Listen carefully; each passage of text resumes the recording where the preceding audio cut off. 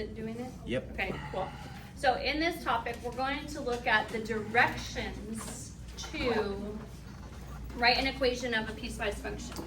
And we definitely just did this, so we're gonna do another example for B right now. And so we're gonna write out the steps to do this. So this is writing equations of piecewise functions and vocab.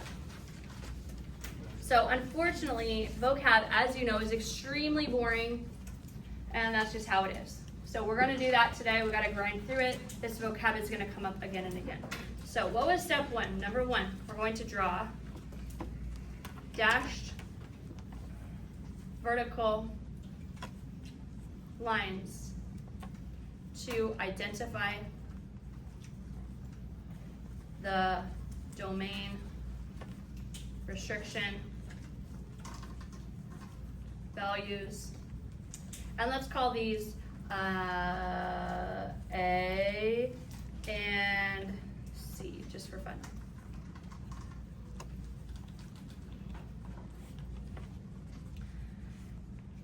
Then, right? Now, do we need to add more detail to this? Do you know what we're talking about if we write this down? I think we know. It's that place where they switch functions. So I would call it the switch location if I needed to add more detail. If this is enough for you, leave it here. Then step two, we fill in the domain restrictions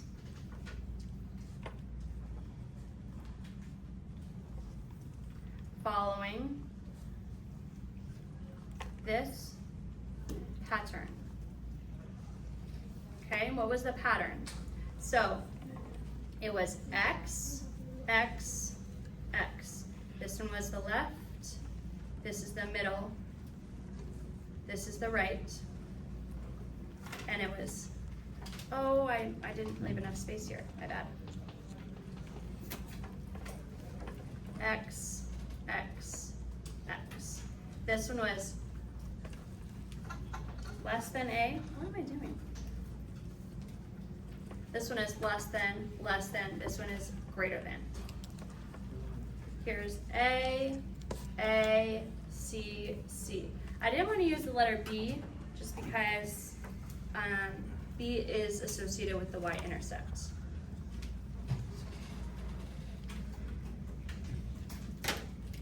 Now we use highlighters for this, so I'm going back in with the colors just to remind us of what we're talking about.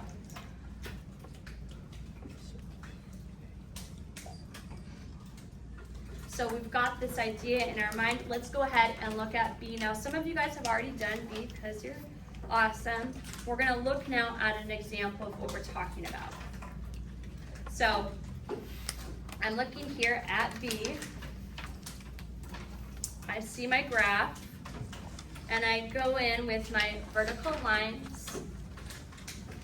I see this switch spot, and I just go up, and this means that I've got the value X is equal to -2,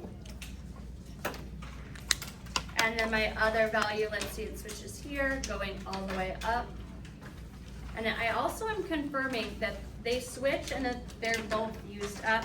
This value is X equals 3. So we also are leaving a space for the left, middle, and right equation here. And then off to the side, on the right-hand side, is where we put these domain restrictions. X is less than, X is between, and X is greater than. Then we fill in the numbers. So this is -2, -2, this is 3, this is 3. I'll keep the colors around them just because I find it to be helpful.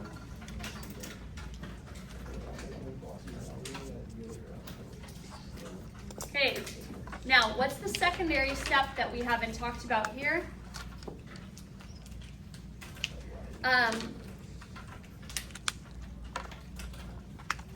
We need to add in the underlines where needed for closed circles. So on the left, I see a closed circle. So that means I need an underline on the -2.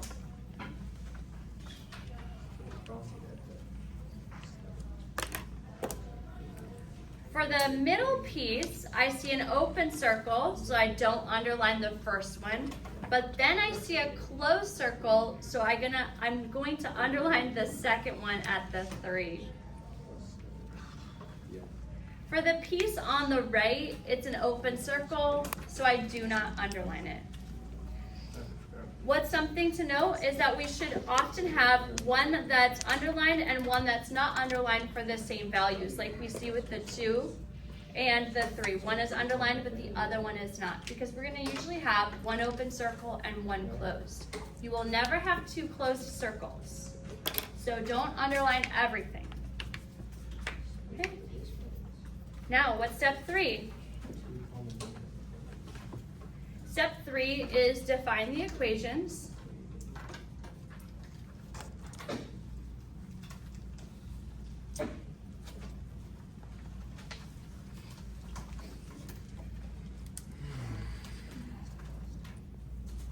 By what?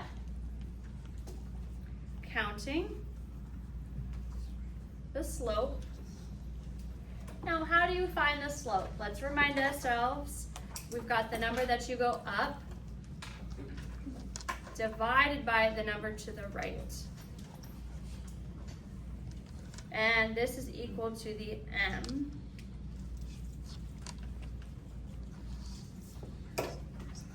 Secondarily, right, we have this big idea.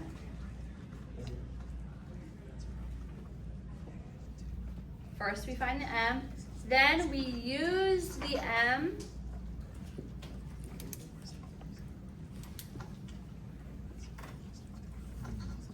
to find the y-intercept, which is equal to b. And that y-intercept is where it crosses the y-axis. Do we want to make a note in here about flat lines? Sure. So then we'll say flat lines have the equation y equals b. Wherever they cross the y-axis, you could count to it, that's the equation. And as you know, when we're writing in the equation, we're writing it in mx plus b form, and we don't put the y equals. So the y equals is part of it, but that's going to be in the f of x. And so this is meant to be mx plus b every time. So let's go ahead and look at our graph on b to see how we're going to do this. So we've still got our words up there in case you need it. Here's b. So what we're noticing on the left is a flat function. We don't exactly see where it crosses the y-axis. I'm counting over, and that would be at the y value of -4, meaning, let's set it up. First we write f of x equals, this is our y equals, and then it's got the curly bracket. And then we're just going to say for the one on the left, and then this one's the one on the right. So for the one on the left, we're writing -4, because this is y equals -4. So it looks very simple.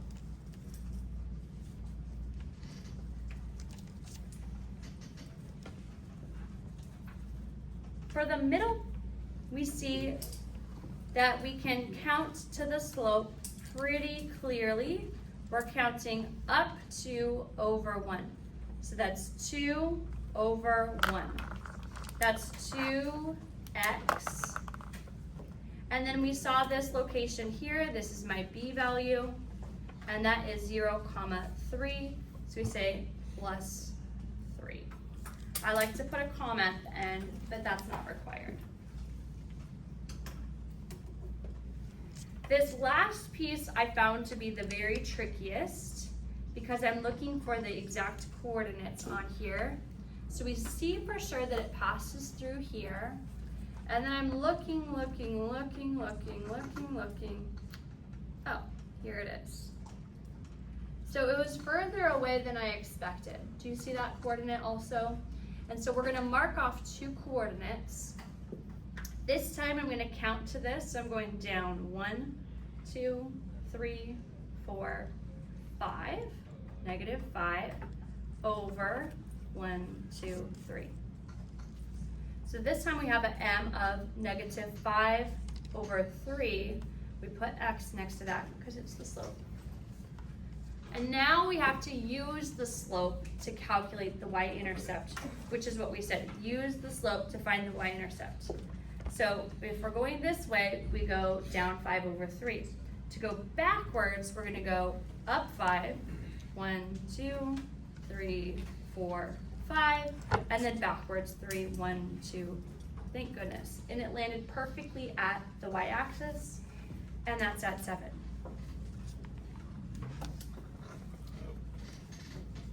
So now we've defined our piecewise function. This is everything that you do. Questions? How are we doing?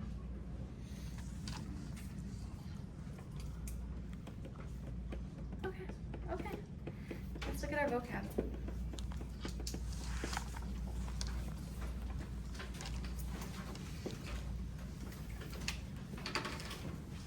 Okay, what are the main vocab terms that we need?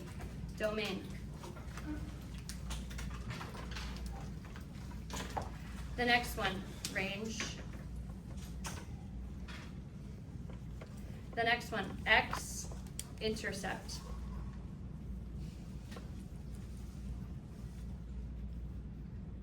The next one, y-intercept.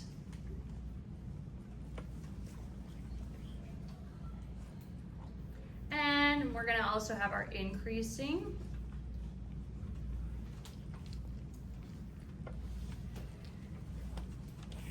Decreasing.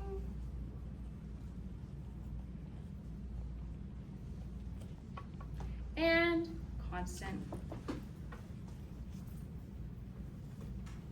And these are all going to be intervals, and we will use interval notation for these. So this is the main vocab for Algebra 2. These are the main concepts that are going to show up over and over and over on every single test. So we want to make sure that we're on the same page for this.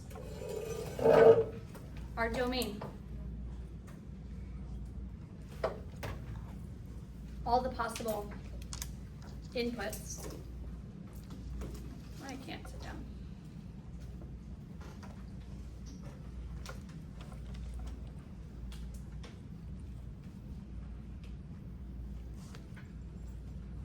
For a given function. Okay, what's our, so the inputs are the x value.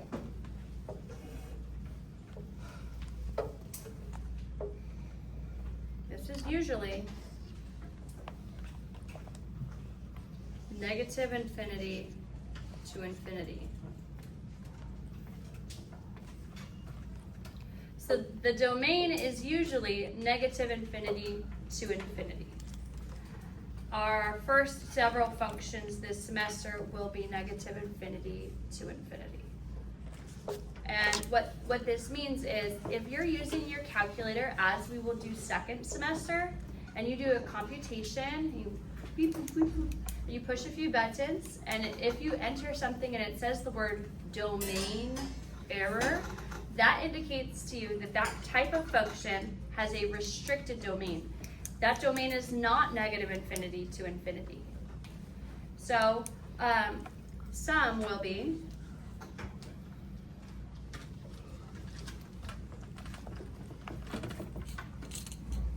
restricted, in which case it might be h to infinity. meaning starting at some x value on the horizontal axis to infinity. Usually positive numbers work for all functions. Think of taking the square root. Can you take the square root of 4? Yes. But can you take the square root of -4? No. It creates a domain error. And so you'll have something like that. The range is a very similar idea.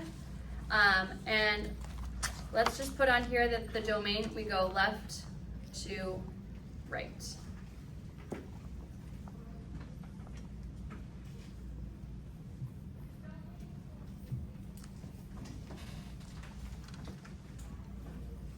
The range is all the possible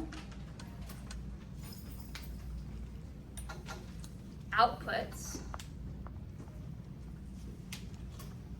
for a given function. In our shortcut here, we're talking about the y values in, the input, the output. And on a graph, we're going to see this. And it can be negative infinity to infinity, but it's often k to infinity with hard brackets along the k. And so let's take a look at our functions and look at our domain and range.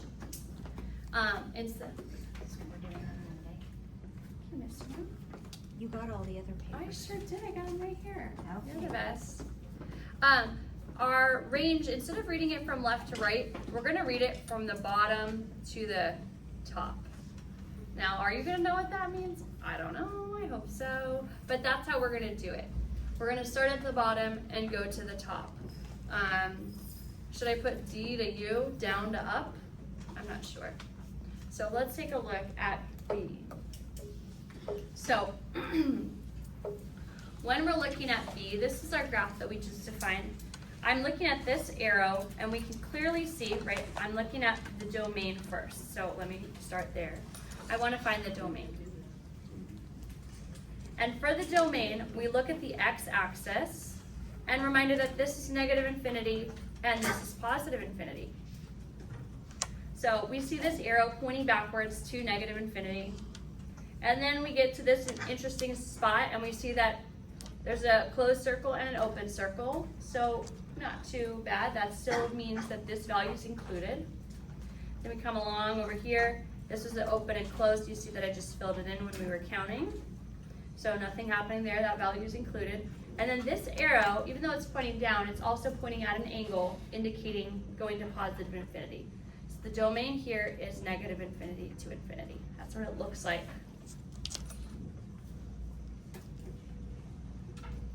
And we went left to right. For the range, we're going to read the range on the y-axis. Now, down here is negative infinity, and up here is positive infinity. So when I start down here below, we have an arrow pointing down. So that means this time our range includes negative infinity. And then we're going up, and this whole thing is covered up by this first ray, and these two overlap, and we're going up, up, up, up, up. And then you can see that our function does not have any arrows pointing up to positive infinity. So that means we stop at this value. So this was 6, 7, 8. This is definitely 9. I just want to count to make sure. And so our range goes from negative infinity until 9. And we're at 9, and you notice that it was a closed circle. So did I. So I put the hard bracket.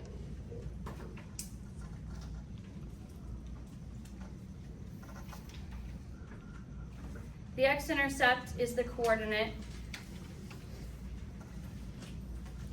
when y equals 0, which is x comma 0. And on a graph, where the function crosses the x-axis. So the x-intercept you have to solve, usually. But if we're looking at a graph, it's just where it crosses the x-axis. The y-intercept is very similar. It's the coordinate when, this time, not when y is equal to 0, but when x is equal to 0. So we're seeing a change of zeros here. So what that means for us is that the zeros of a function are important. And on a graph, where the function crosses the y-axis. This one we don't usually have to solve. This one is a simplify. So usually our equation is y equals da da da da da. And so if it says y equals and you set y equal to 0, you have to do a bunch of work to solve for x. And when it says y equals and you plug in x equals 0, you just do the PEMDAS and then you'll have your answer. So let's take a look at B and find our x and y intercepts. As I look at B to find the x-intercept, oh my gosh, this function's crazy. I see that it has 2 x-intercepts. Now they're both approximate, and so let's see, the first one and the second one. This is negative 1 point something. This one is 1, 2, 3, 4 point something. So if we see that this is the middle equation, oh no, we need to set y equal to 0 for this middle equation to solve it. So that would be 0 equals 2x plus 3. Can you fairly easily solve this equation? Yes. Subtract 3, divide by 2.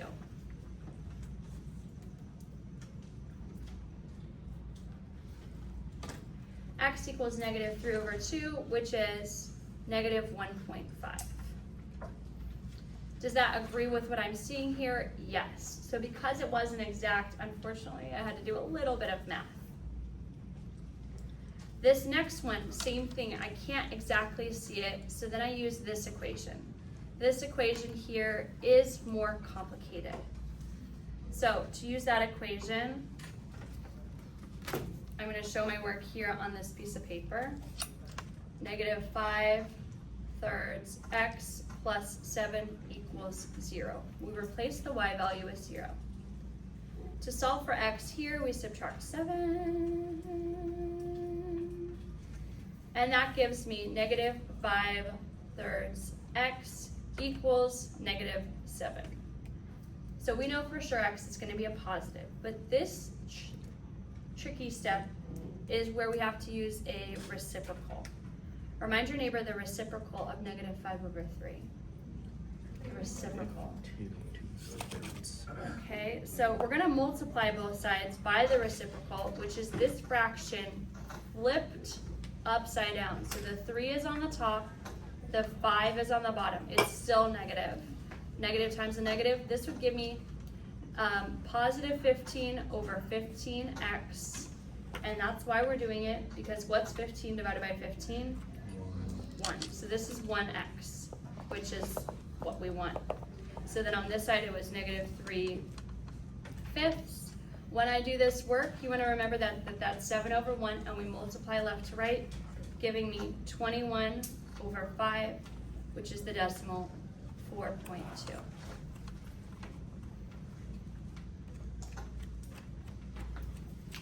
So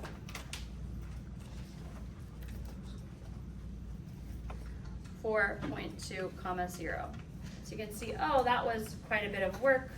And this one here, the y-intercept, we already defined it. It's 0, 3. So that was a lot easier. The increasing, decreasing, and constant intervals. For all of these, we're going to do the same work, but the increasing is a positive slope, and that's looking like this direction. The decreasing is a negative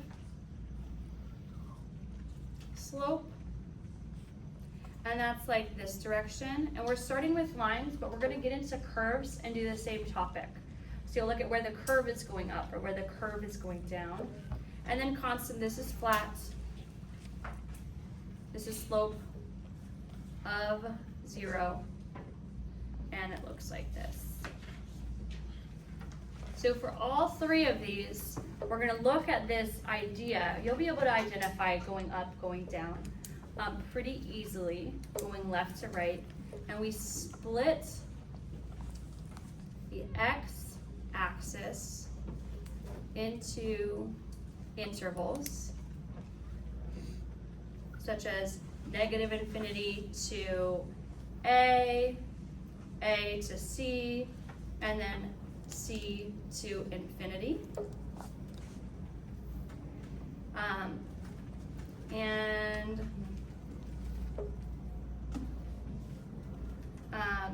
This is defined left to right. So then you'll just place where appropriate, right? We already did an example of that, so let's do this one last time with B, just so that you have it really, really, really well in your mind. Okay, so you're thinking of this idea, and when we're looking at B, we've already kind of cut it up, but now we want to label. So I like to do this at the bottom of the graph, kind of off to the side. So we've already split this, we've split this, and at this bottom we're going to put negative infinity in the bracket, and then this value is -2. The next value starts at -2, stops at the x value here, 3, because we're splitting the x-axis. We're still here, this is 3, and then we go all the way across the x-axis to positive infinity. Now we're just going to look inside each area. This is definitely the constant interval. So the constant interval is negative infinity to -2.